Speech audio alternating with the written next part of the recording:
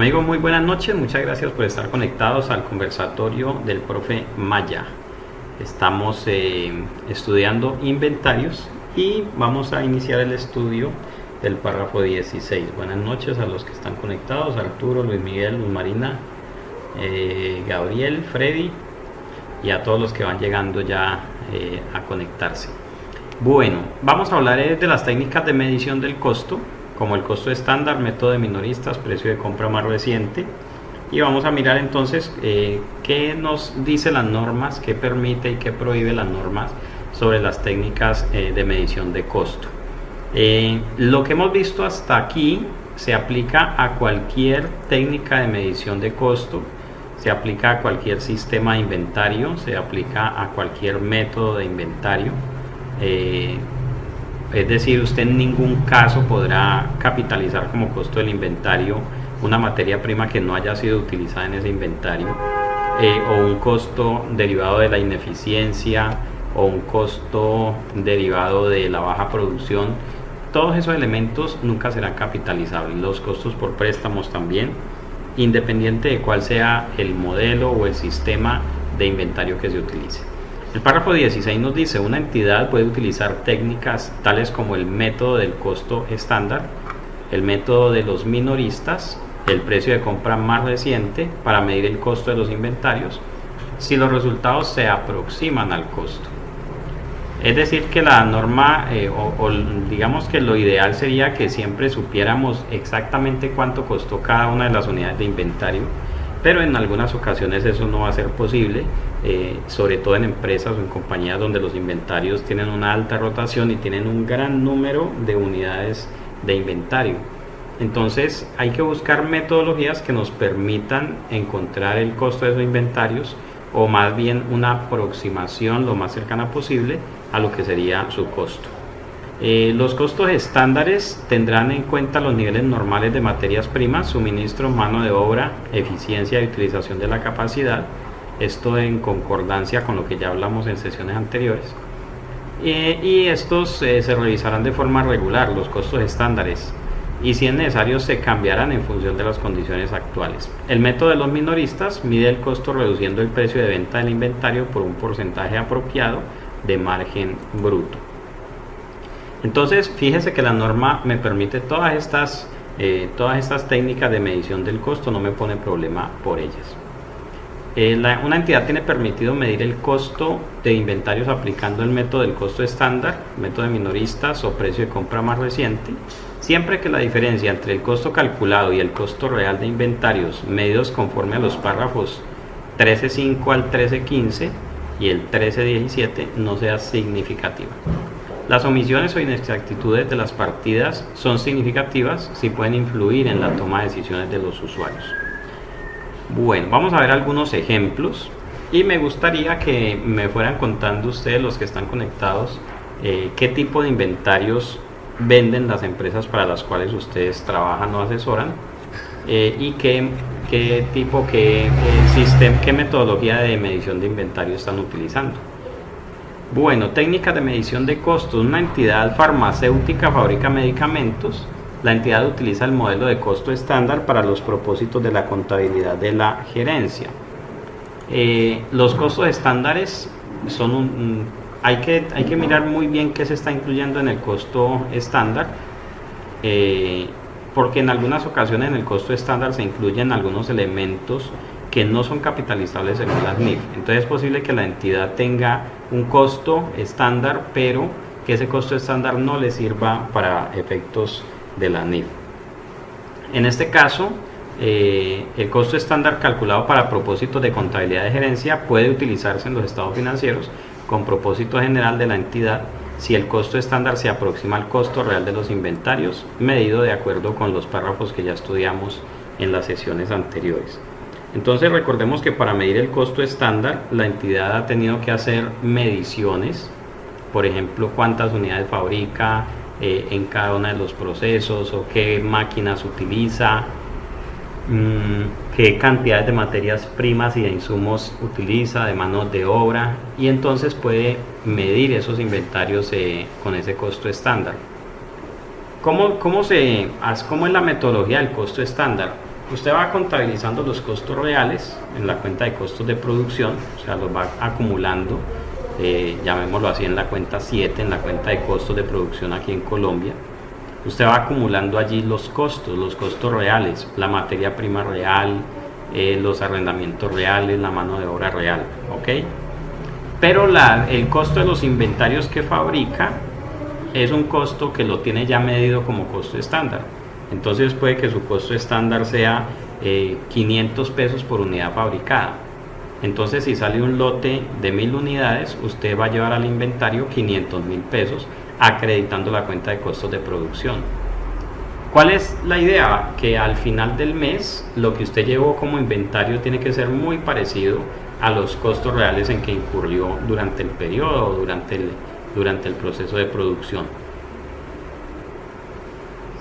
Si usted empieza a tener diferencias significativas, eso significa que tiene que revisar ese costeo estándar, o bien significará también que tenga que hacer ajustes. Porque ¿qué pasa? Si usted tiene un modelo de costeo estándar, pero hubo un mes en el que tuvo mucho desperdicio o una producción muy baja, se le van a quedar muchos costos allí en la cuenta de costos de producción que no van a poder ser capitalizados al inventario. Por lo tanto, le tocará llevarlo al costo, al gasto de producción, a la cuenta de resultados. Gabriel utiliza método periódico al último costo.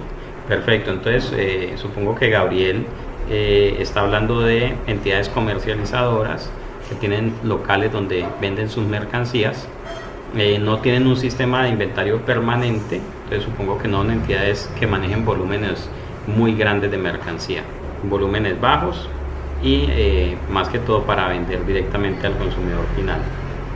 Arturo dice, vendo insumos agrícolas y pecuarios y utilizamos método de costo permanente. Bueno, es sistema permanente, sistema de inventario permanente.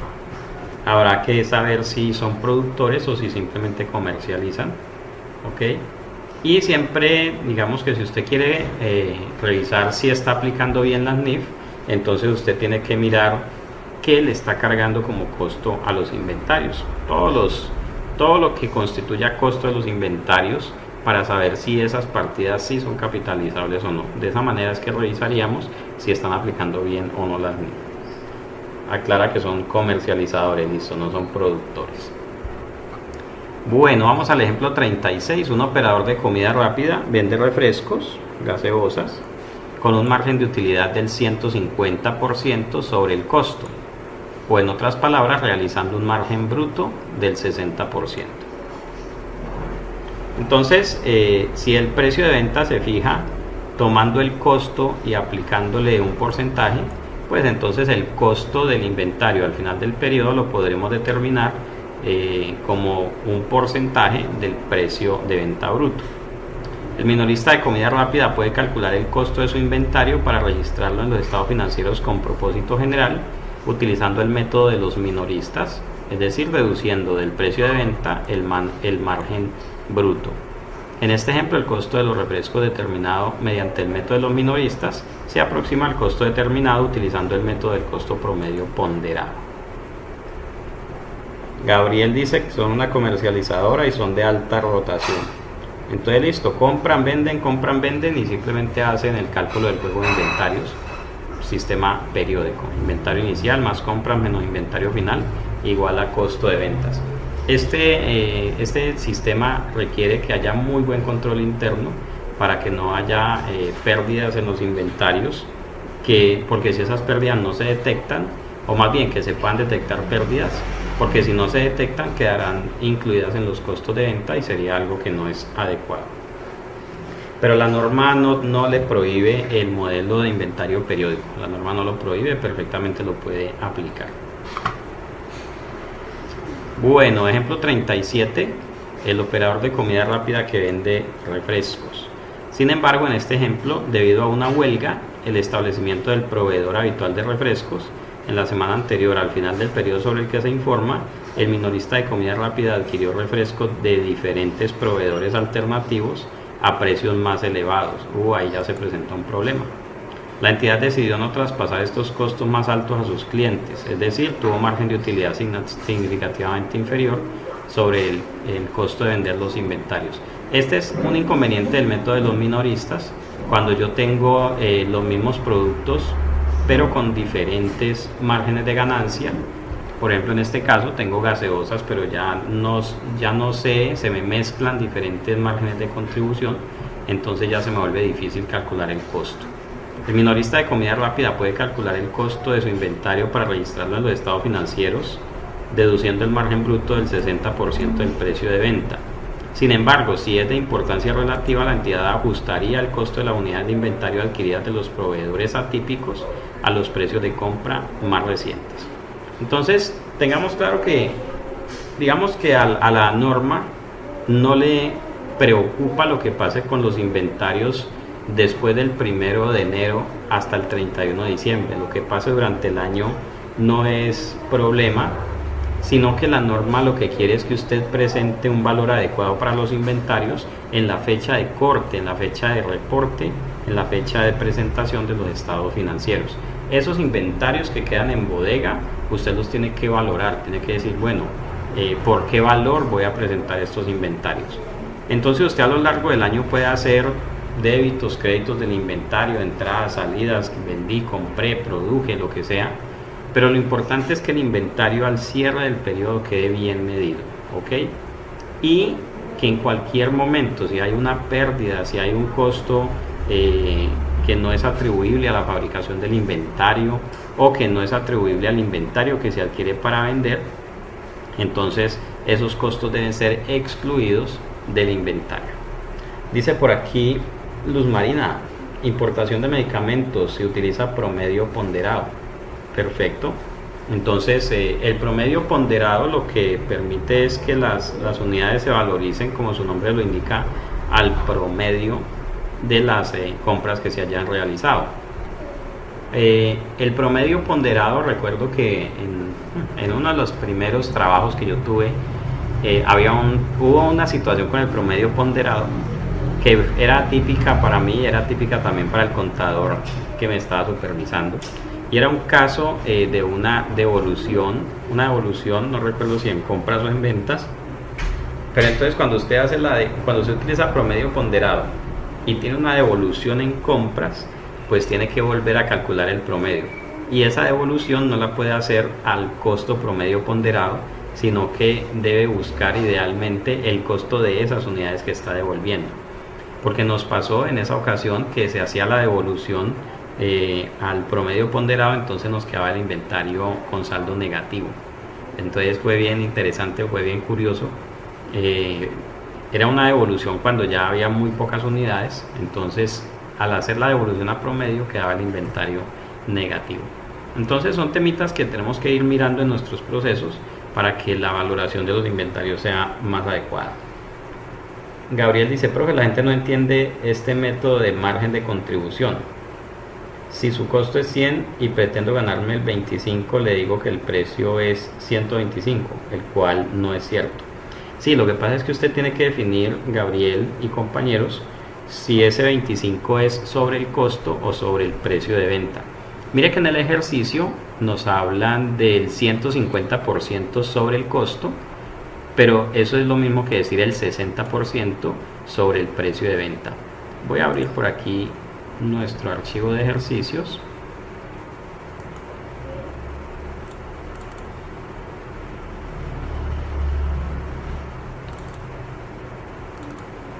Para que hagamos ese ejemplo. Bien, abramos una hojita para hoy. 2020 0624.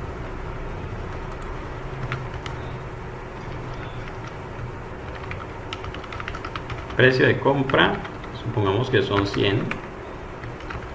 Margen sobre el costo, 150%. Precio de venta va a ser igual al precio de compra más ese precio por 150. O sea que voy a vender a 250. Pero también yo puedo calcular un margen sobre el precio de venta. El margen sobre el precio de venta lo voy a calcular así. precio de venta 250, costo 100, digámosle aquí ganancia 250 menos 100, y esto me va a dar el margen 150 sobre 250, que sería el 60%. Entonces, cuando hablemos de márgenes es necesario aclarar si estamos hablando de un margen sobre el costo o de un margen bruto sobre el precio de venta. Este margen bruto sobre el precio de venta es más útil que el margen sobre el costo. Digamos que si el empresario es una persona poco instruida, un empresario empírico, le gusta mucho trabajar con este. Incluso dicen, es que me gano el 100%. Si compra 100 y vende a 200, dice que se está ganando el 100%. Pero cuando son empresarios más estructurados, que tienen, digamos, cierto nivel de formación, sí trabajan sobre el margen bruto del precio de venta, que es mucho más útil para el análisis gerencial. ¿Listo? Pero ambos son equivalentes, el 60% sobre el precio de venta o el 150% sobre el costo serían en este caso márgenes equivalentes. Ahora, ¿qué pasa si alguien dice yo me quiero ganar el 25%? Usted le va a preguntar, ¿pero el 25 del costo o el 25 del precio de venta?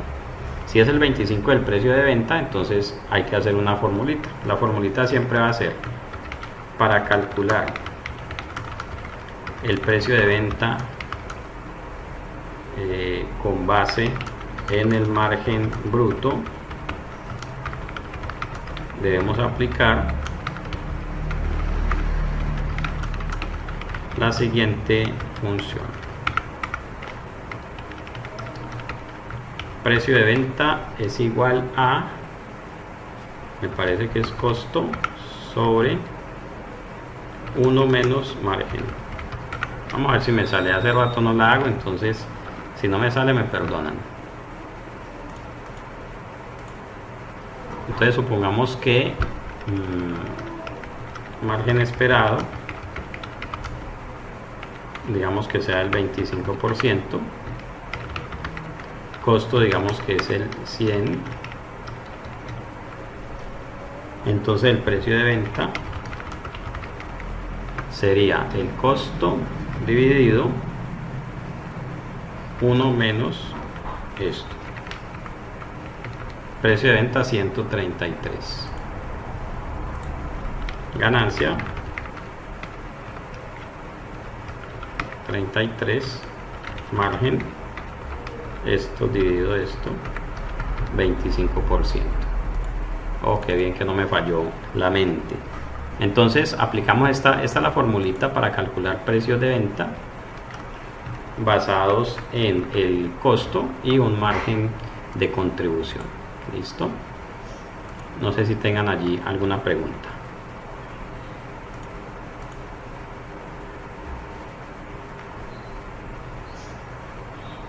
Esta es una de las que deberían escribir allí detrás de la foto del ser querido que guardan en la billetera. Muy bien. Volvamos entonces aquí.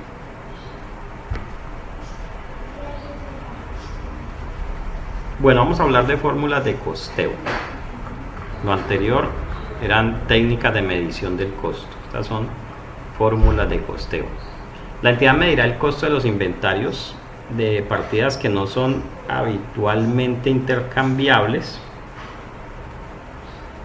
Dice Nuris, profe, usted deja esas fórmulas grabadas. Grabadas con B pequeña sería que tengan impuestos. Yo no les cobro impuesto por esas fórmulas. Grabadas con B labial significa que sí. Quedan en este material. El material de estudio siempre lo van a poder consultar en el campus virtual. Cuando usted ingresa aquí al campus virtual, aquí le dan inicio. Ustedes siempre entran por aquí, NIF 2020. Aquí encuentran el aula virtual, pero también encuentran el material de estudio, Este Excelito, yo siempre después de cada clase lo actualizo. Entonces, este es el Excel que estamos utilizando. Entonces, yo siempre le doy al final de la clase, le doy guardar y lo van a encontrar aquí. Aquí encuentra también la NIF para pymes y el material de formación 2015, no, este es el 2009. Y aquí están quedando, ojo, todos los videos de las sesiones que hemos estado viendo por cada uno de los temas: el marco conceptual, políticas contables, inventarios. Vamos aquí, supongo que nos faltan tal vez unos 4 o 5 videos más, y allí vamos a ir completando cada uno de los temas. ¿Listo? Entonces sí, todo lo que ustedes ven aquí en el Excel, así tal cual, por ejemplo aquí está la formulita, todo eso va a quedar ahí en el Excel. Yo no les borro ninguna fórmula. Bueno, la entidad medirá el costo de los inventarios de partidas que no son habitualmente intercambiables y de los bienes y servicios producidos y segregados para proyectos específicos, utilizando identificación específica de sus costos individuales. Entonces, por ejemplo, una entidad que vende automóviles generalmente utiliza el método o la fórmula de costo de identificación específica. Sabe exactamente cuánto le ha costado cada uno de los vehículos que tiene para la venta. Una entidad que venda máquinas de valor importante, o sea, máquinas pues de 100, de 500 millones, sabe cuánto le ha costado cada una de ellas. Una entidad que venda tractores, maquinaria agrícola y todo ello, entonces utiliza ese método de identificación específica. Avionetas, buques, etcétera. Obviamente para esto no es aplicable para todo tipo de inventarios, solamente para inventarios que son pocas unidades y en donde yo puedo rastrear el costo de cada uno de los activos de los inventarios específicos. O también cuando yo trabajo por proyectos. Por ejemplo, si soy una compañía de desarrollo de software y tengo 20 clientes y a cada uno le estoy haciendo un desarrollo particular, yo puedo identificar cuáles son los costos de cada uno de esos proyectos. Bienvenido, Jaime Antonio, que se acaba de unir.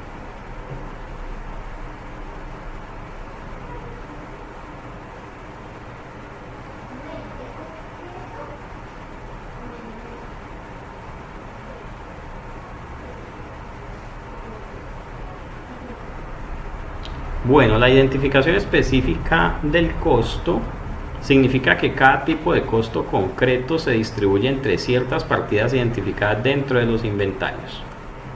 Entonces, lo utilizan también, por ejemplo, los que construyen apartamentos o casas para luego vender.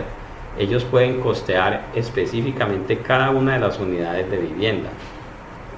Los que construyen repuestos a medida, entonces un cliente me pide un repuesto y yo lo costeo individualmente. ¿Ok? Este es el tratamiento adecuado para productos que se segregan para un proyecto específico con independencia de que hayan sido comprados o producidos. Sin embargo, la identificación específica de costos resultará inadecuada cuando en los inventarios haya un gran número de productos habitualmente intercambiables. Si soy comercializador de insumos agrícolas y pecuarios, me es imposible saber específicamente el costo de un bulto de concentrado en particular o de un bulto de abono en particular, porque es posible que yo haya comprado cientos de sacos de abono, entonces en diferentes pedidos, y no sepa específicamente cuál ha sido el costo de cada uno de ellos. Bien. En esta circunstancia, el método para seleccionar qué productos individuales van a permanecer en existencia final podría ser usado para obtener efectos predeterminados en el resultado del periodo. Claro, el método de identificación específica tiene ese llamémoslo así, esa condición, ¿no? Tiene esa característica. Si yo tengo 2 unidades de inventario, o en el periodo compré 100 unidades de inventario, pero 80 de ellas las compré baratas y otras 20 las compré más altas, con un precio más alto, y al final del periodo tengo inventarios. Si yo uso el de identificación específica, es posible que yo quiera darle a mi inventario el precio de uno de los más caros o el precio de uno de los más baratos, todo con el propósito de incrementar o de disminuir las utilidades de manera artificial. La determinación de si las partidas son intercambiables. Se alborotó el perrito del vecino.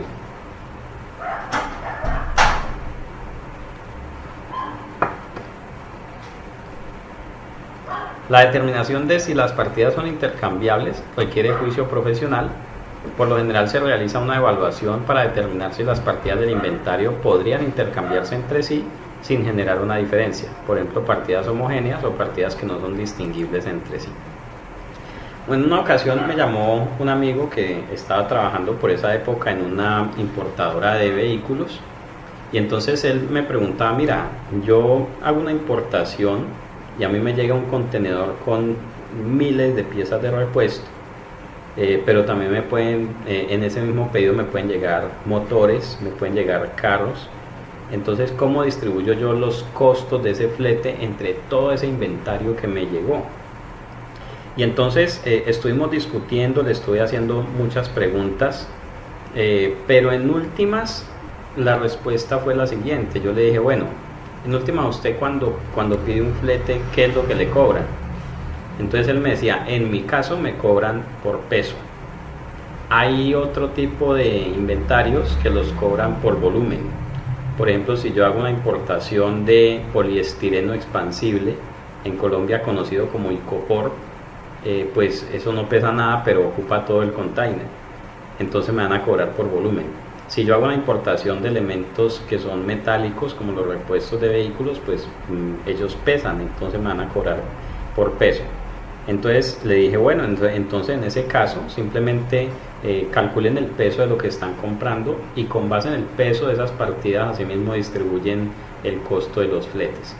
Entonces ellos obtuvieron por parte de sus proveedores unos datos de los repuestos y todo eso con el peso aproximado, y con eso podían distribuir entonces el costo del flete entre los diferentes ítems de inventario que estaban adquiriendo.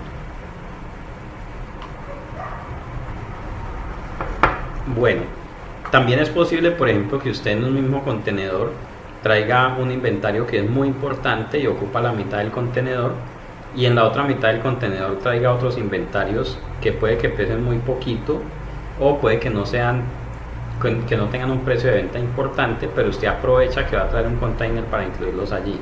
Entonces, en ese caso, podría uno tomar la decisión y decir: no, voy a distribuir el flete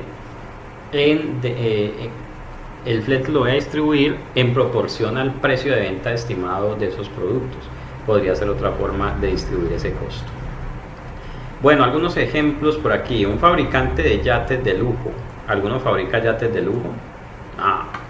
Pero digamos que esto puede ser aplicable para una entidad que construyó unas casas para luego venderlas, o que construyó un edificio de apartamentos para luego venderlos. Es similar el ejemplo. Construye yates personalizados según las especificaciones de los clientes. La entidad tiene capacidad para fabricar 3 yates a la vez en su astillero. Mire que no fabrican cientos o miles de yates, no, de a poquitos. Las materias primas básicas se pueden utilizar indistintamente entre todos los yates que se están fabricando, se almacenan en un depósito general. Los materiales específicos para la fabricación de un yate en particular se almacenan en otro depósito dedicado al almacenamiento de materiales específicos para ese yate. Entonces, si soy un fabricante de este tipo de elementos, no importa que no sean yates, piense en alguien que fabrique poquitas cantidades, generalmente sobre pedido, o aunque no sean sobre pedido, de todas maneras son poquitas unidades, de tal manera que usted dice: yo voy a comprar específicamente esta materia prima para estas 5 unidades que estoy fabricando, o para estos 5 proyectos que estoy ejecutando. Ahí es donde opera adecuadamente el método de identificación específica. Bueno, el costo de materiales intercambiables. Por ejemplo, este señor que fabrica yates seguramente tiene un almacén donde tiene fibra de vidrio, donde tiene lonas para hacer las velas, donde tiene cuerdas, que son materiales que los puedo usar para cualquiera de los yates. Entonces esos los puedo medir, esos materiales intercambiables como la fibra de vidrio, las cuerdas, las lonas, las puedo medir por promedio ponderado, por ejemplo. ¿Okay?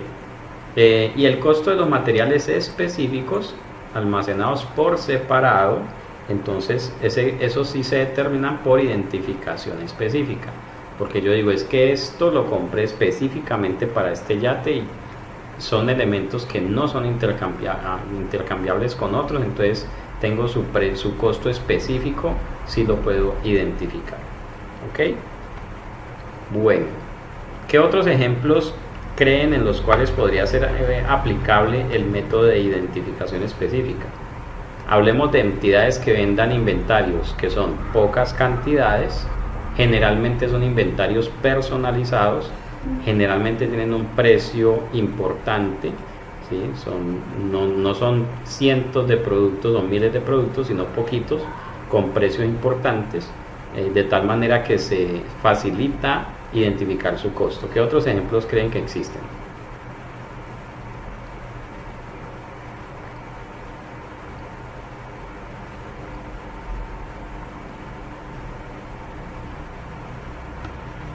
Por ejemplo, todo lo que tiene que ver con el área automotriz, fabricar, ensamblar vehículos, motocicletas de alto cilindraje. Si son motos de bajo cilindraje, podemos trabajar promedio ponderado, pero por ejemplo, si estamos hablando de Harley Davidson, si estamos hablando de BMW, pues estamos hablando de ya otra gama. Pero si yo soy comercializador, ojo, es posible que yo pueda hacer identificación específica. Igual todas las motocicletas y vehículos tienen un código único con el cual se puede rastrear su costo. ¿La construcción de inmuebles entraría? Pregunta John Belandia. Si yo construyo para luego vender, entonces hago identificación específica. Yo soy capaz de determinar cuál es el costo específico de cada una de las unidades que estoy fabricando. Pero, por ejemplo, si compro el cemento y el cemento lo guardo en un depósito, el cemento es para hacer cualquier casa. Entonces el cemento lo mido por promedio ponderado, por ejemplo. Pero si yo digo es que las casas tipo C tienen estas características, entonces tengo unos inventarios separados que son solamente para casas tipo C. Entonces esos materiales específicos sí los puedo medir por identificación específica, porque no son materiales intercambiables que yo los compre en grandes cantidades. El cemento, la arena, las varillas, eso sí lo voy a medir por promedio ponderado. Y luego cuando empiezo a construir las casas, empiezo a tomar un poquito de cemento, un poquito de ladrillos, un poquito de varillas, y construí la obra negra para 100 casas, entonces le asigno el costo a esas 100 casas.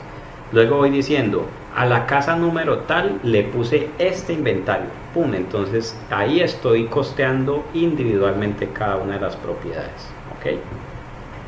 Si yo hago apartamentos de interés social, que todos son iguales, que todos llevan los mismos materiales, es posible que no sea útil ni necesario utilizar identificación específica.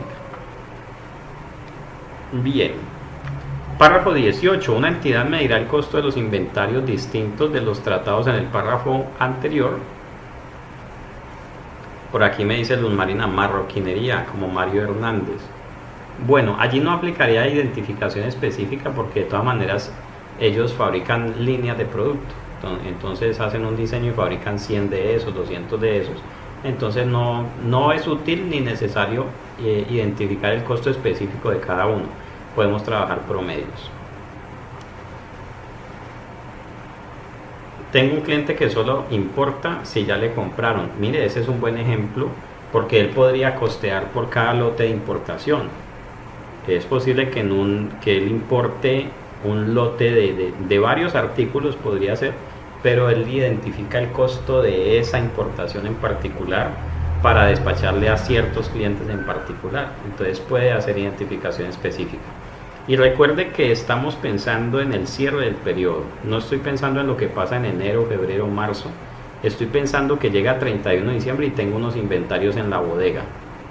Entonces, si en la bodega soy comercializador de vehículos y en la vitrina tengo 30 carros, yo soy capaz de identificar cuál ha sido el costo específico de cada uno.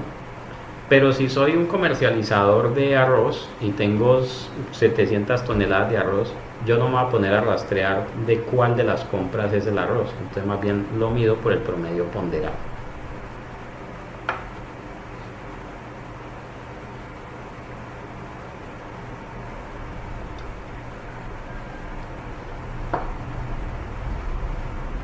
Máquinas para absorción atómica. Madre mía, sabrá el señor qué es eso. José David dice, ¿se pueden manejar métodos de costos diferentes en el mismo proceso sin inconveniente? Digamos que usted tiene que ser muy claro para qué tipo de inventario va a utilizar, qué tipo de modelo. ¿Listo? Generalmente, si digo, por ejemplo, tengo un concesionario de vehículos y tengo un almacén de repuestos y tengo un taller para el servicio técnico. Es posible que los vehículos los mida por identificación específica. Es posible que los servicios en ejecución en mi taller los mida por proyecto, por servicio específico, y que los repuestos los mida por promedio ponderado. Eso sí puede ocurrir, o sea, una misma entidad puede tener varias metodologías para medir su inventario. Lo que no es, lo que es muy difícil que pueda ocurrir es que usted diga, yo a los carros hay veces los mido por identificación específica, otras veces por promedio ponderado, otras veces por el costo de la última unidad. No, más bien es como por tipo de inventario. ¿Ok? Usted puede tener también un almacén, una ferretería, y usted vende tornillos, tuercas, pero también vende maquinaria y repuestos. Usted vende trompos, vende poleas. Entonces usted puede decir, es que lo que es maquinaria lo mido por identificación específica, soy capaz de rastrear el costo específico de cada unidad, pero los tornillos no, porque yo pido miles y miles de tornillos en diferentes pedidos. Entonces cuando los tengo acá yo no sé cuál tornillo es de cuál pedido, pero los trompos, que son los de revolver la mezcla, esos sí sé específicamente a qué pedido corresponde, tienen un serial, por ejemplo. Y entonces de esa manera lo podemos hacer. Lo mismo se me ocurre también el tema de las bicicletas. Como algunos de ustedes saben, pues yo soy amante al ciclismo, pues un amante un poco ingrato, hace como un año que no monto, pero ya vamos a volverlo a retomar. Entonces, si tengo un almacén de bicicletas, las bicicletas tienen un serial y cada bicicleta, dependiendo de los componentes, tiene un precio. Hay bicicletas de 600.000 pesos, de 1.000.000 de pesos, de 2 millones, de 5, de 10, de 20 millones.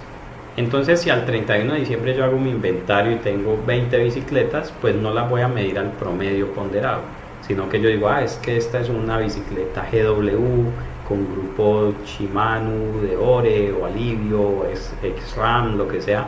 Entonces, cada una de esas tiene su propio costo, entonces la medimos por identificación específica. ¿De cuánto es mi bicicleta? Mi bicicleta es como de 1.200.000, la de todoterreno, y la de ruta como de 900. Sí, digamos, gama media, finita pero gama media, no soy tan gama alta. Hay compañeros que tienen bicicletas de 10 millones, ¿no? Y a la final yo les llego primero. Bueno, cuando vaya a Bogotá los veré pedaleando, sobre todo a John Belandia, que como que es malito para el trote y todo eso. Bueno, párrafo 18. Una entidad medirá el costo de los inventarios diferentes a los tratados en el párrafo 13-17, utilizando métodos de primera entrada, primera salida, lo que nosotros decimos el PEPS, primeros en entrar, primeros en salir, o en inglés sería el FIFO, First In, First Out, o el costo promedio ponderado. Una entidad utilizará la misma fórmula de costo para todos los inventarios que tengan una naturaleza y usos similares. Por eso les decía ahorita, yo no puedo decir que vendo bicicletas y unas las mido al promedio, otras por identificación específica y así sucesivamente. Si yo digo, las voy a medir por identificación específica, son todas las bicicletas por identificación específica. Es posible que lo que sean repuestos y accesorios sí los mida por promedio ponderado. Bueno, para inventarios con una naturaleza o uso diferente puede estar justificada la utilización de fórmulas de costeo distintas. Una misma entidad puede manejar varias fórmulas de costeo. El método última entrada, primera salida, o sea, el método lo que nosotros llamamos el WEPS, últimas en entrar, primeras en salir, en inglés LIFO, Last In First Out, no está permitido en la NIF. La norma no permite la utilización del método últimas en entrar, primeras en salir. Y la verdad, no se me ocurre, o sea, no sé por qué alguien se haya inventado ese método. Si en la realidad, pues casi siempre se trata es de vender primero los inventarios más antiguos. ¿Sí? Eso es lo que la lógica nos diría. No sé quién se habrá inventado ese método Webs, pero no es aceptado en las NIF. Bueno, una entidad decide medir el costo de los inventarios mediante una fórmula, primera en entrada y primera en salir, o el método del costo promedio ponderado según su juicio profesional, del método que conduce a una presentación razonable de los estados financieros. En las políticas contables, fíjese, esto es una elección de política contable. La norma le está dando alternativas. Le está diciendo, usted puede utilizar el método FIFO, puede utilizar promedio ponderado, puede utilizar identificación específica, puede utilizar método de los minoristas y bueno, y no sé cuántos más métodos habrá en este mundo.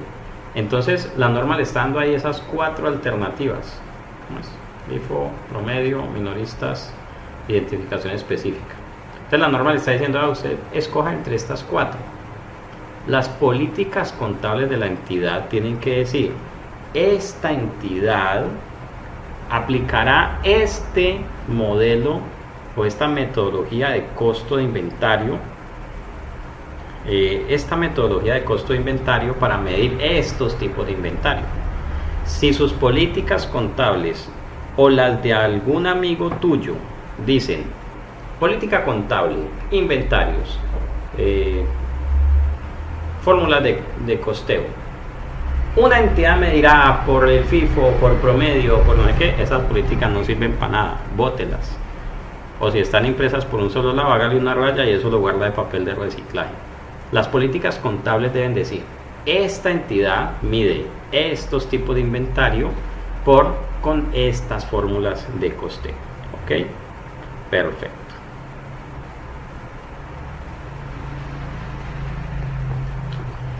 La fórmula FIFO, First In, First Out, asume que los productos en inventario comprados o producidos antes serán vendidos en primer lugar y consecuentemente que los productos que queden en existencia final serán los producidos o comprados más recientemente. Arturo pregunta, ¿el método de los minoristas para evaluar inventario cómo funciona? Bueno, terminemos esta partecita y hacemos un caso sobre el método de los minoristas. Si se utiliza el método fórmula del costo promedio ponderado, el costo de cada unidad de producto se determinará a partir del promedio ponderado de los costos de los artículos similares poseídos al principio del periodo y de los costos de los mismos artículos comprados o producidos durante el periodo. El promedio puede calcularse periódicamente o después de recibir cada envío adicional según las circunstancias de la entidad. Entonces en el promedio todo se va promediando. Si compré primero 10 unidades a 100 pesos, luego 20 unidades a 50, tal, se van promediando las cantidades que me van quedando. Ojo, por cada referencia. No es que si usted vende arroz y azúcar, entonces el costo del azúcar le promedie con el del arroz. No, por cada una de las referencias. El costo de los inventarios no puede medirse con el método LIFO o el método Webs. El método LIFO trata los elementos de inventario más nuevos como los primeros en ser vendidos y en consecuencia los elementos que quedan en inventario se reconocen como si fueran los más viejos. Con generalidad esto no es una representación fiable de los flujos de inventario reales. Por eso digo que no sé a quién se le hubiera podido ocurrir esto. Bueno, aquí tenemos unos ejemplos. Vamos a tratar de hacer la tablita. Una entidad vende cables de fibra, mide el costo de los inventarios utilizando el método FIFO, primeras en entrar, primeras en salir. Los siguientes movimientos del inventario se produjeron en el año 2015. Entonces tiene un saldo inicial, 1000 unidades por 10.000 con costo unidad de 10. Luego, el 2 de febrero vende 200 unidades. Le da un costo total y un costo unitario luego adquiere 400 a 6.000, luego adquiere 200 a 400, ¿sí? Y el 25 de marzo vende 900. Preguntan aquí a cómo. Y el inventario final es 500. Entonces aquí la jugada es por qué valor deberían presentarse estas 500 en los estados financieros. ¿Cuál sería el costo total de esas 500? Bueno, vamos a llevar este caso al material de estudio. Por favor, me recuerda Arturo, ahorita apenas terminemos los casos y antes del siguiente párrafo, o sea, antes de hablar del deterioro, para que revisemos lo que me acabas de preguntar. Vamos a traer este caso para acá.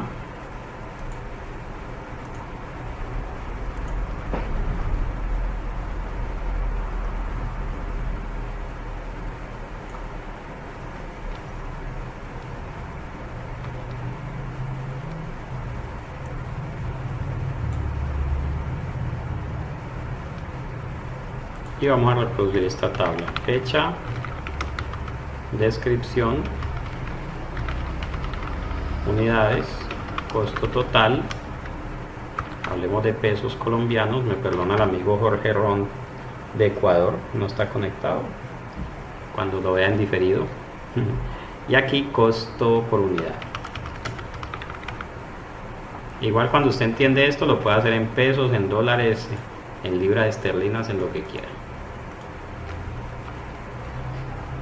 Bueno, fecha 1 de enero. Descripción: saldo inicial.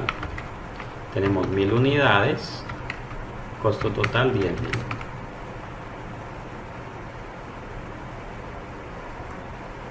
Vamos a esto aquí en ceritos. Y el costo por unidad son 10.000 dividido 1000 unidades.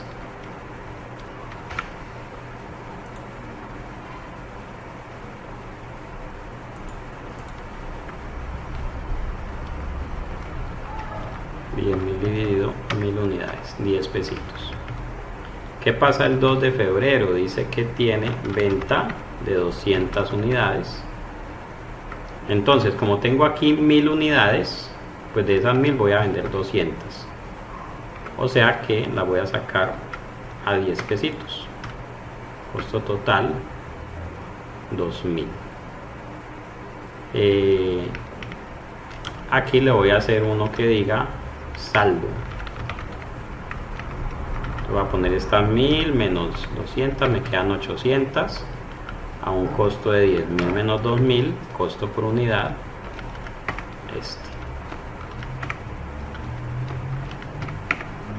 listo. Luego, ¿qué pasa? El 25 de febrero, pues yo no hacía esto desde que estaba en la universidad, yo creo. Hay una compra de 400 unidades a 6.000. O sea que el costo por unidad en este caso fue 15 pesitos. Entonces me queda un saldo de ¿cuánto? Me queda un saldo de 800 más 400 con un costo total de 800, de 8.000 más 6.000. ¿Listo? El costo por unidad pues va a ser simplemente unas a 10 y otras a 15. Este saldo es meramente informativo. ¿Listo? Sería incorrecto decir, por ejemplo, que el costo por unidad final es de 12, porque no estamos haciendo promedio ponderado. ¿Listo? Ok. Luego, el 2 de marzo dice que hay una compra. ¿Una compra de qué? De 200 a 4.000. O sea que aquí el costo unitario fue de 20. 200 por 4.000, costo unitario de 20. Si calculo cuánto tengo de saldo, pues tengo 1.200 más 200 por 14 más 4.000. ¿Listo? Pero recuerde que tengo 800 a 10, 400 a 15 y 200 a 20. ¿Listo? ¿Qué más pasa? 2 de marzo. El 25 de marzo se venden 900. Se venden aquí 900. Entonces la pregunta es, ¿a qué costo se venden? ¿Cuál sería el costo de venta de esas 900 unidades? ¿Las saco a 10, las saco a 15 o las saco a este promedio? A 13.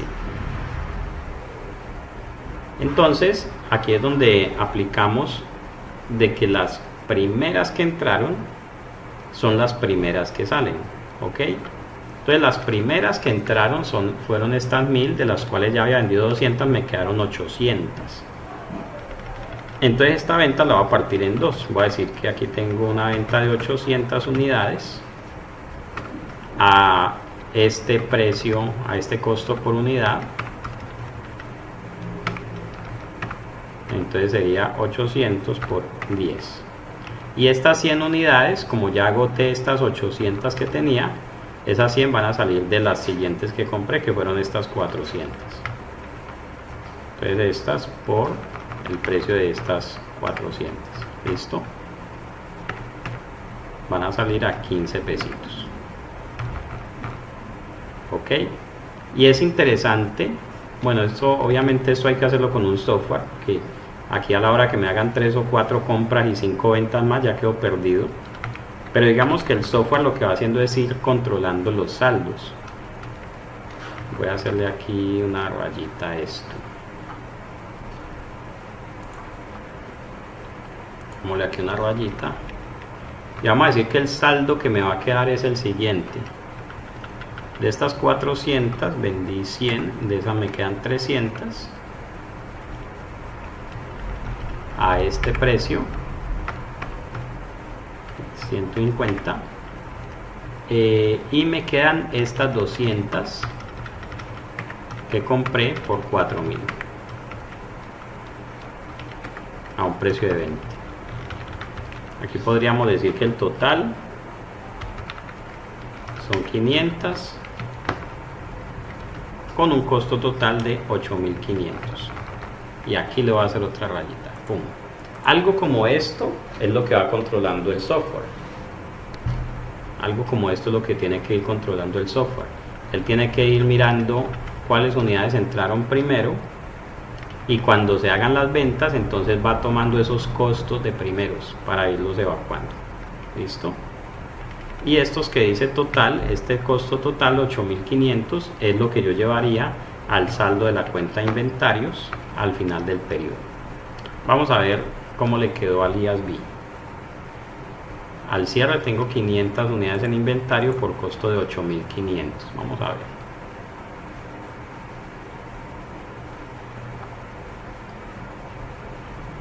Aquí está. Tengo 500 unidades con un costo de 8500. Listo. La venta de estas 900 unidades tuvo un costo de ventas de 9500. Vamos a ver.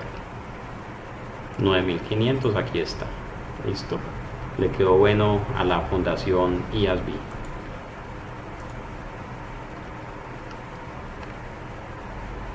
Bueno. ¿Fue claro este caso, compañeros? Hasta aquí vamos bien, antes de pasar al caso siguiente.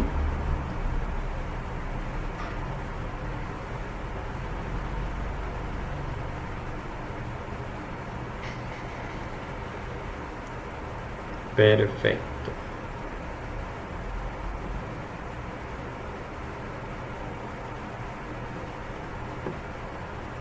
Bueno, caso 40. Los hechos son los mismos que en el ejemplo 39. Sin embargo, en este ejemplo la entidad distribuye el costo de los inventarios mediante el método del costo promedio ponderado, que se calcula después de recibir cada envío adicional. Con el método del costo promedio ponderado, calculado cada que se recibe un envío, el costo de los inventarios vendidos en el periodo y el costo del inventario mantenido al final del periodo se determina en estas unidades. Vamos a ver.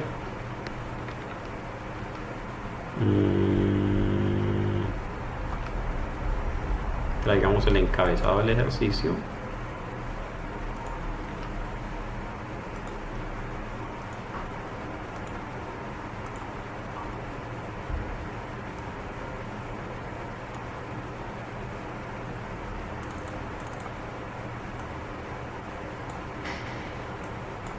Y entonces aquí voy a traerme esta misma tabla,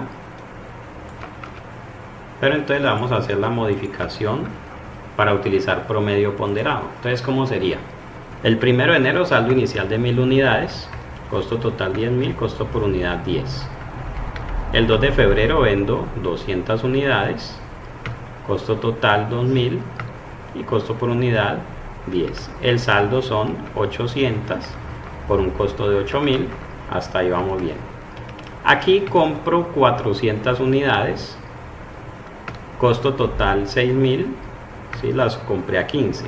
Pero entonces aquí en el saldo, sí, ya voy a decir, tengo 1.200 unidades por 14.000 de costo, y aquí sí entonces vengo y digo, el costo promedio ponderado son 12. Vamos a ponerle decimales.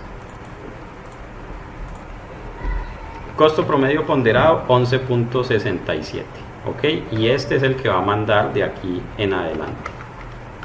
Luego digo, el 2 de marzo compré 200 unidades por 4.000, costo unitario de 20, y entonces tengo ahora 1.400 unidades por un costo total de 18.000 y el costo promedio ponderado 12.86.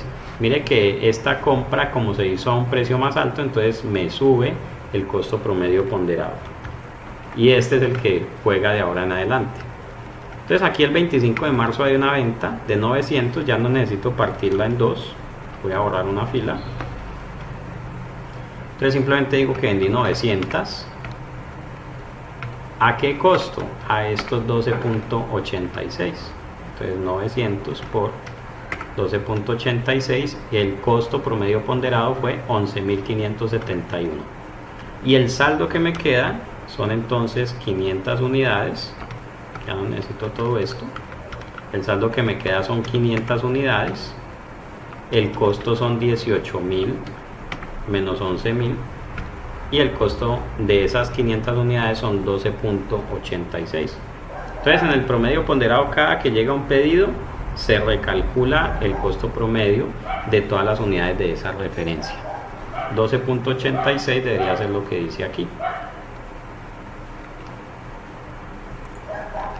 El costo de los inventarios vendidos en el periodo y el costo del inventario mantenido al final del periodo se determinan como 13.574 el costo de las vendidas. ¿Y eso de dónde salió? ¿Cómo así? 2.000 unidades a 11.000. ¿A dónde hay? ¿Qué es esto?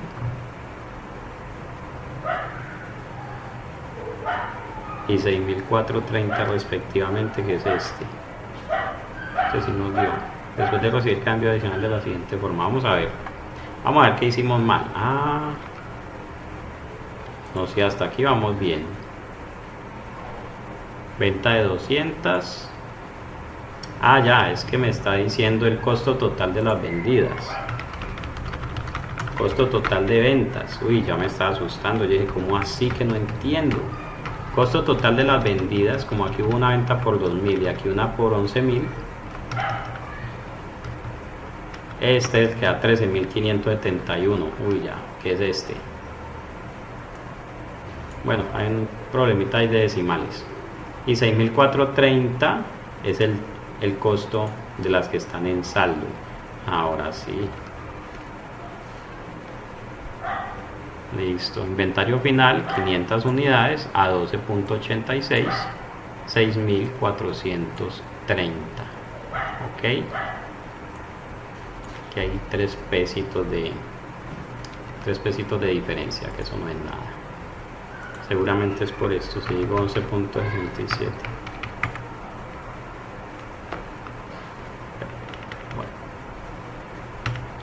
Bueno, colegas, preguntas hasta allí. Es claro el ejemplo, ¿verdad? Mire la diferencia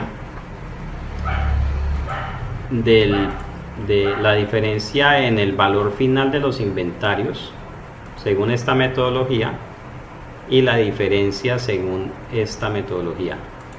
En el uno me da inventario por 8.500 y en el otro me da inventario por 6.429. Ok, en este caso el promedio ponderado me dio un precio más bajo a los inventarios, y el método PEPS, primera en entrar, primeras en salir, me da un precio más alto, ¿sí? O sea que por este método PEPS, en este caso la utilidad es más grande que por el método promedio ponderado.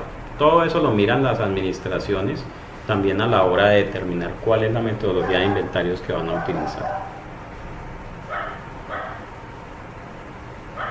Muy bien, continuemos. Los hechos son los mismos que en el ejemplo 39. Sin embargo, en este ejemplo la entidad distribuye el costo de inventario mediante el método del costo promedio ponderado, que se calcula al final del periodo, es decir, el método periódico. ¿Ve? Vamos a ver cómo lo solucionan. O sea que no recalculo después de cada compra ni de cada venta. Utilizando el método del costo promedio ponderado, calculado utilizando el método periódico, el costo de los inventarios vendidos en el periodo y el costo del inventario mantenido al final del periodo, bueno, nos da lo mismo, 13.750. Ah, no, 13.570 y 13.750. Y 6.250 contra 6.430. Entonces vamos a ver cómo es que lo hacen. ¿Cómo lo hace y cuál es el negocio? Aquí, saldo inicial 1.000, a 10 pesitos, 10.000. Luego compró 400 a 15, 6.000.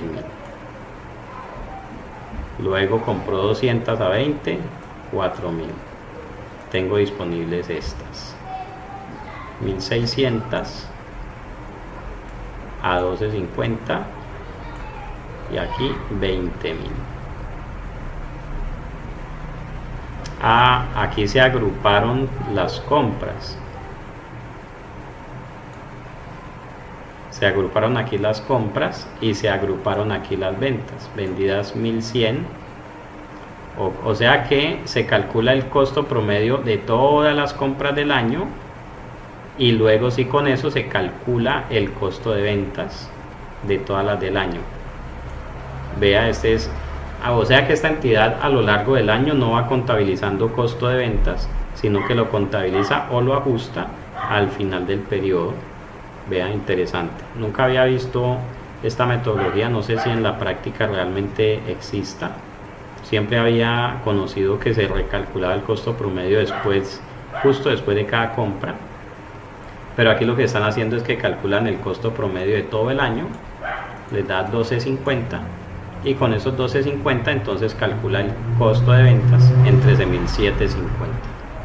Interesante. Bueno, preguntas, dudas hasta aquí, compañeros.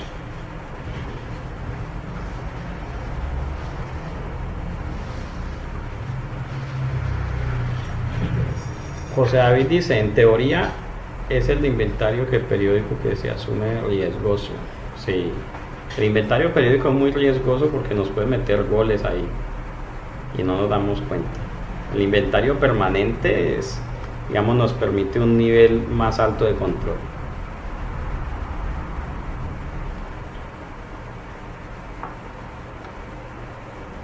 Y se ajusta el 31 de diciembre, sí. Mucho cuidado con esos ajustes para que no les vayan ahí a meter goles.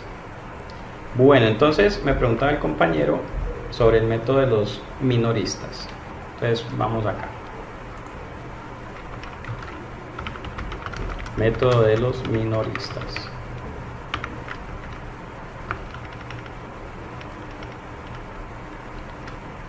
También se conoce como el método retail. Ok.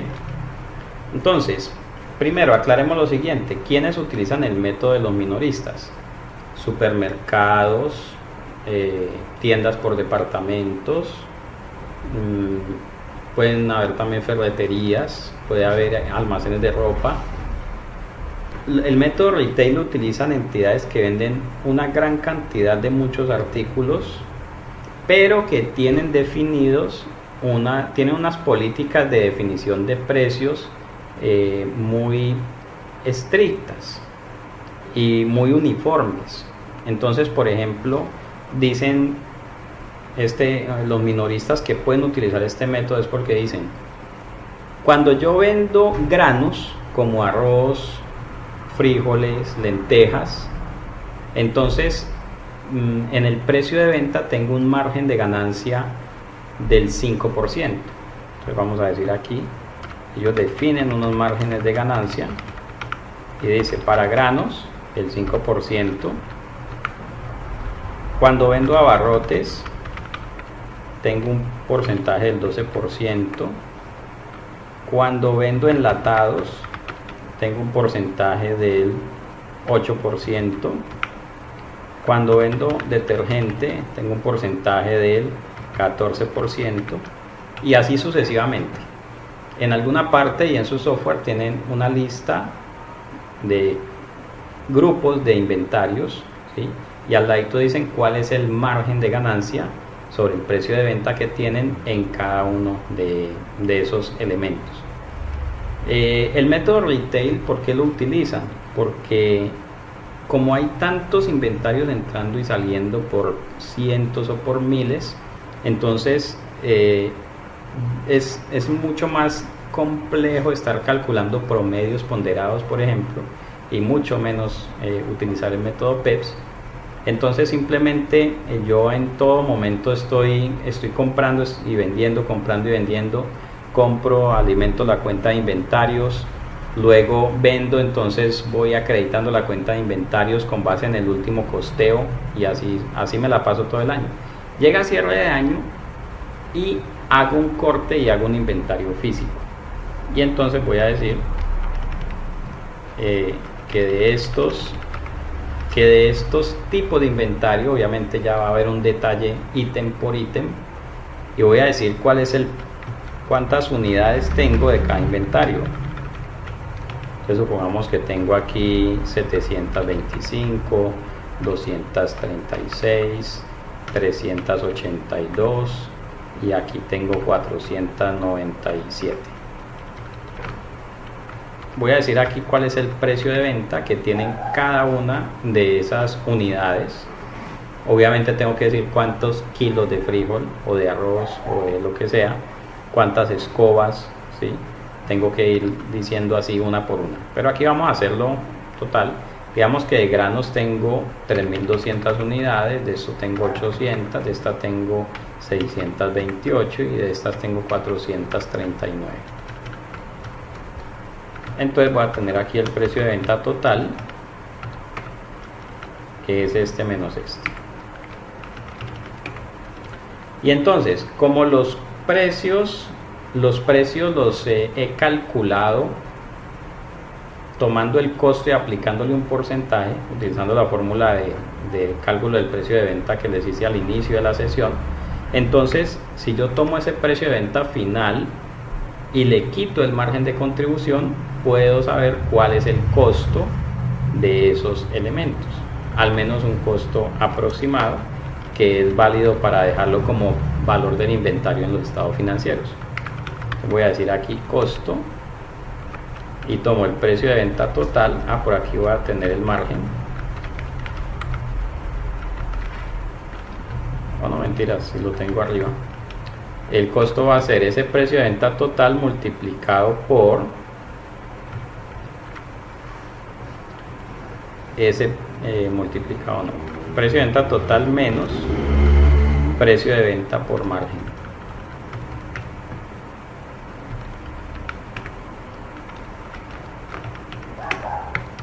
Listo. Entonces este valor es el valor por el cual se presenta el inventario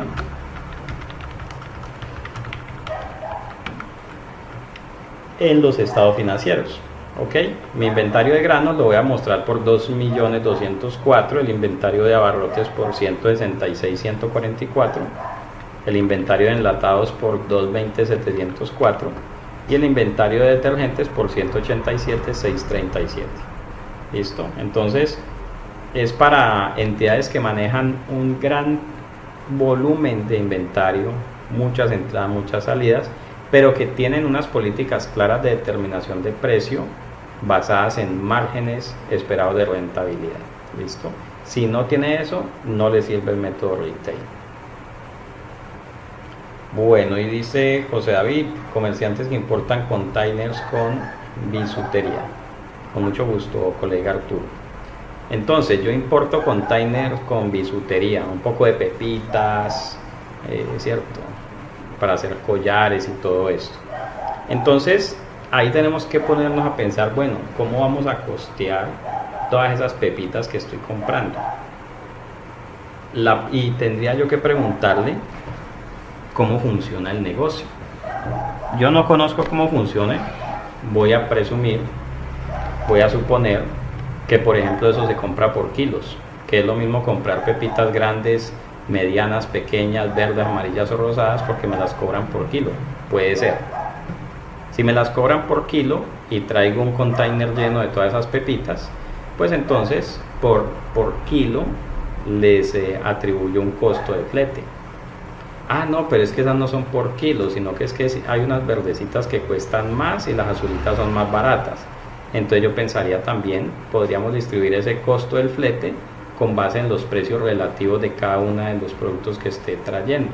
Puede ser, ¿sí? Es posible que yo medio container lo traiga lleno de unos artículos muy grandes pero baratos y otro medio container lo traiga lleno de unos artículos muy pequeños pero muy costosos. Entonces lo que traigo en medio container vale 20 veces más que lo que traigo en el otro medio container. Ah, bueno, entonces eso que es más valioso, pues que pague más flete. Pero digamos que eso queda a juicio de la entidad. Hay que conocer el negocio, por eso yo siempre pregunto, bueno, ¿cómo funciona ese negocio? Para saber entonces cómo podríamos asignar esos costos de una manera justa para todos los inventarios. ¿Ok? Muy bien. Volvamos por aquí.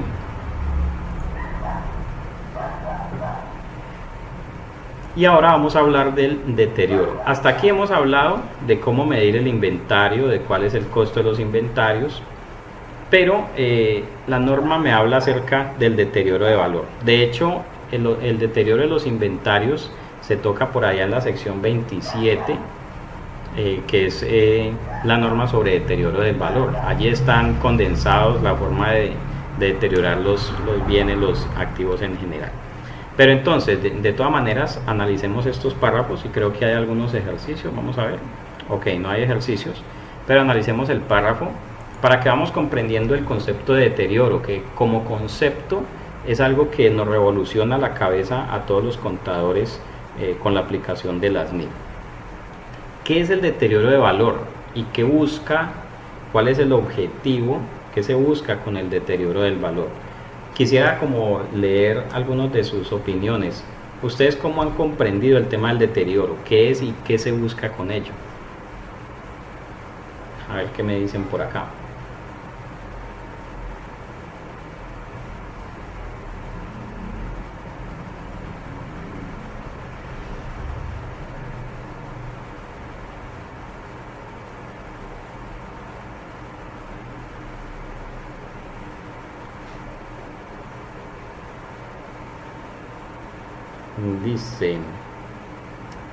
Dice, no ha dicho.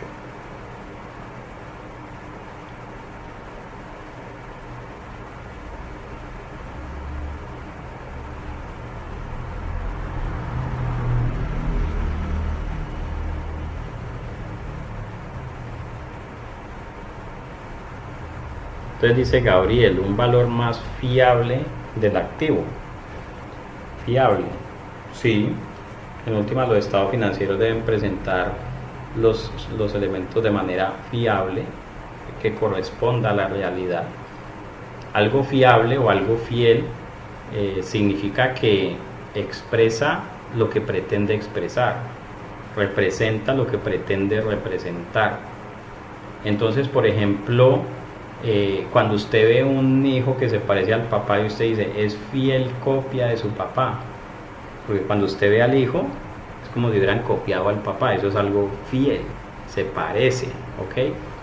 Cuando usted va a comprar un equipo de sonido y le dicen, este es el que tiene el sonido más fiel, es decir, este equipo es capaz de reproducir el sonido lo más parecido posible a el sonido original.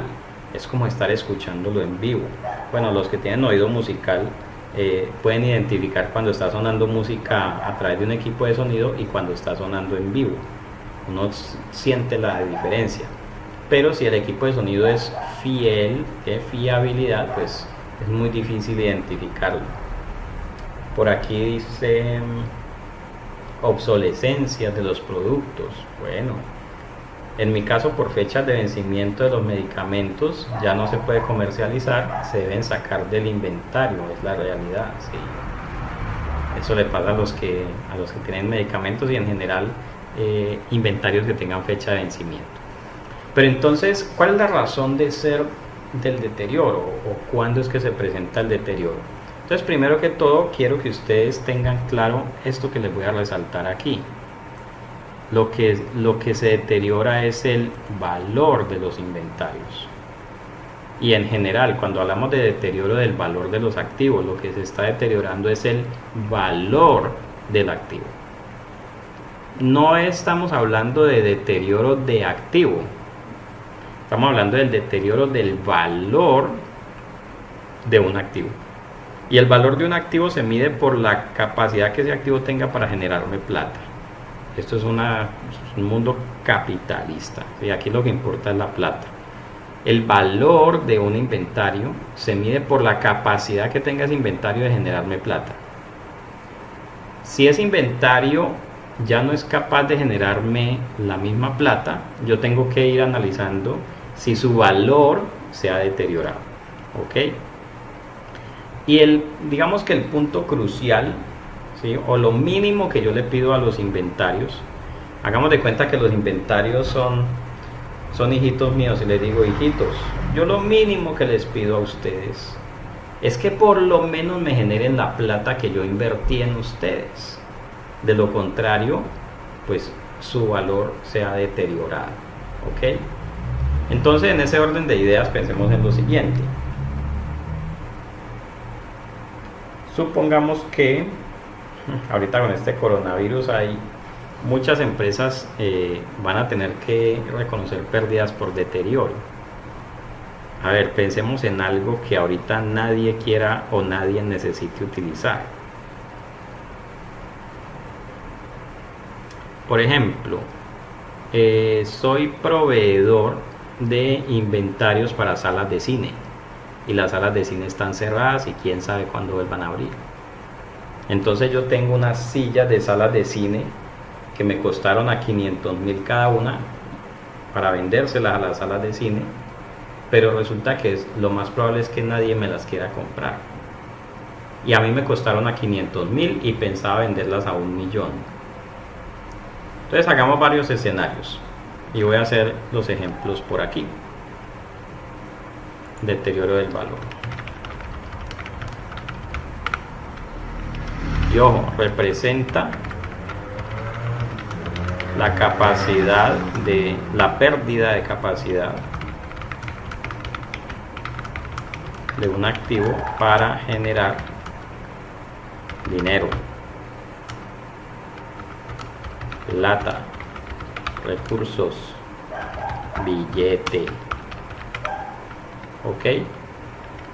Entonces supongamos que tengo costos, que tengo precios de venta y vamos a decir si tengo deterioro o no.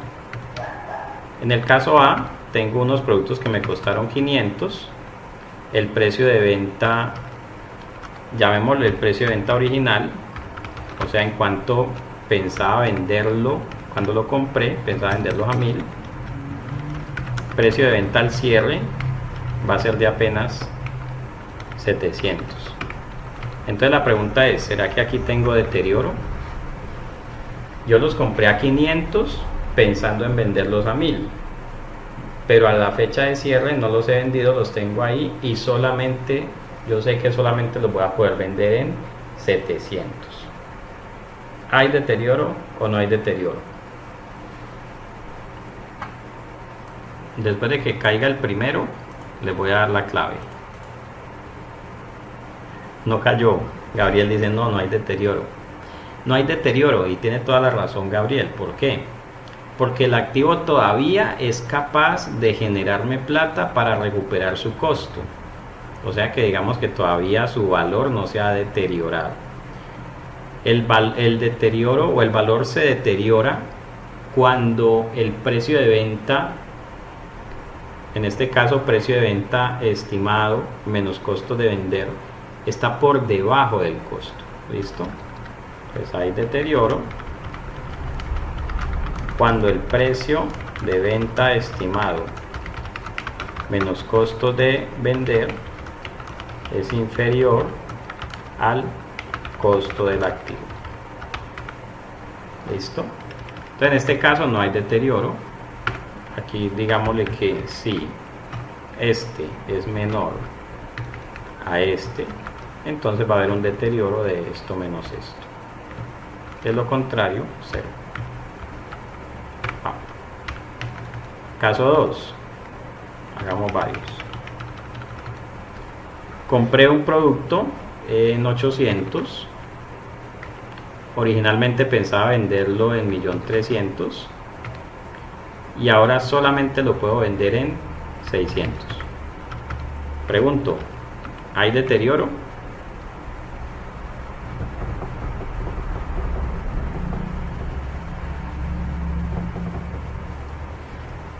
Dígame sí y de cuánto es el deterioro.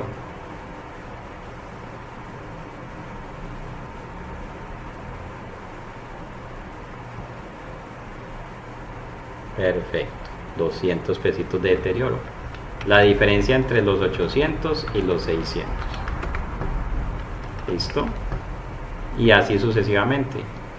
Yo compré un artículo, lo compré en 1200, pensaba venderlo en 1350, pero ahorita solamente lo puedo vender en 900. Ese precio está por debajo, está caído, hay deterioro. ¿Listo? Este precio de venta original no me interesa, me interesa es cuál es el precio de venta a la fecha del cierre. Y ojo,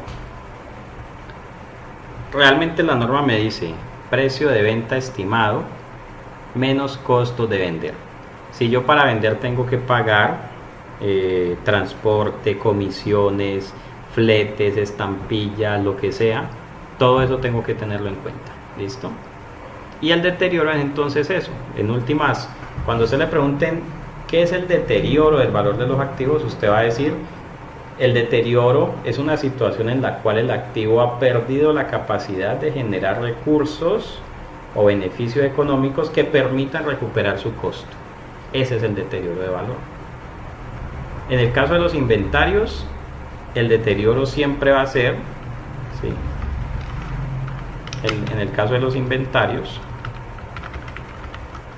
deterioro es igual a precio de diferencia entre precio de venta estimado menos costos de terminación y venta y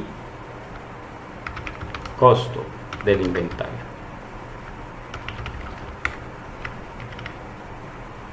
Todo eso tiene que aprendérselo toda chorrera. El deterioro va a ser la diferencia entre el precio de venta estimado menos costos de terminación y venta y el costo de inventario. Esta, ojo, compré materia prima por 1200 antes de la cuarentena.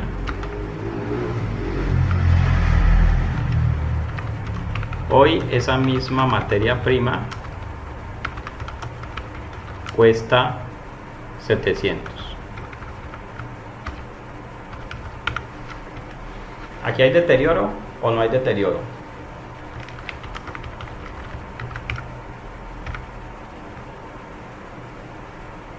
¿Qué dice el público?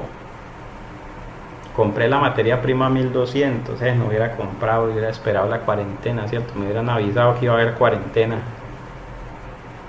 Y resulta que ahora esa misma materia prima está a 700. Y entonces, ¿hay deterioro o no hay deterioro? ¿Habrá deterioro? ¿No habrá deterioro? Yo no sé lo que será. Dice Luz Marina que no. ¿Y qué dicen los demás? ¿Habrá deterioro o no habrá deterioro? Dice José David, sí hay deterioro. Y dice Luz Marina que no. Entonces, ojo. Con esta información, yo no podría decir si hay deterioro o no hay deterioro. No podría decirlo hasta aquí. Más bien digamos que el hecho de que la materia prima haya bajado de precio no necesariamente significa que haya deterioro. La materia prima yo tengo que evaluarle el deterioro, pero no se lo voy a evaluar con base en el precio de esa misma materia prima. ¿Por qué? Porque yo no vendo materia prima. Yo compro la materia prima, pero no la compro para venderla, la compro para fabricar otro producto que luego voy a vender. ¿Ok? Entonces, para responder esta pregunta, debo preguntarme, ¿cuánto costará fabricar el producto final y en cuánto se podrá vender? Esa es la pregunta que tengo que hacer.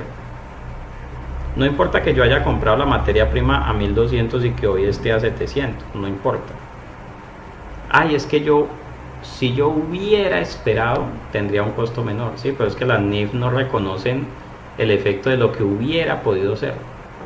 Las NIF reconocen el efecto de lo que ha sucedido, no de lo que hubiera podido ser. Entonces lo que la norma me dice que averigüe es, y esto, ojo que esto se lo estoy mencionando para que vayan teniendo una idea general, porque esto lo vamos a estudiar en la sección 27. Cuando terminemos todo el ciclo de activos, estudiamos la sección 27.